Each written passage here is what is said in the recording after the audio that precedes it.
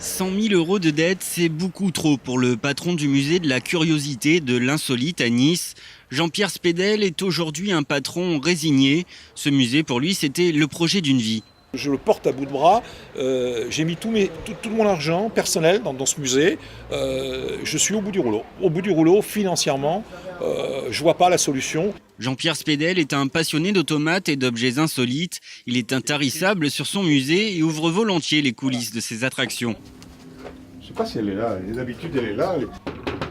Je la réveille. Ah, oui, ok, ça va, tout va bien. Non, excuse-moi, non, voilà, très bien. Ce salon hanté fait le plein en cette période d'Halloween. Mais pour le moment, les visiteurs participent à un spectacle de magie.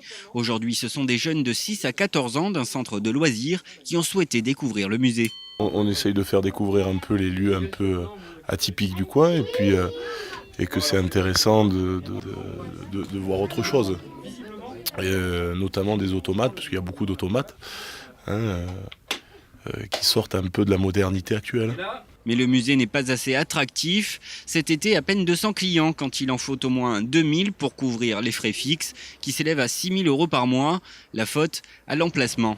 C'est un musée qui s'adresse aux touristes et qui s'adresse aussi aux Niçois, aux enfants, etc., à la famille.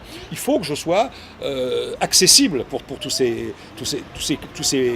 public. J'aurais une proposition d'être dans des villages touristiques, Saint-Paul-de-Vence, le Col d'Èze.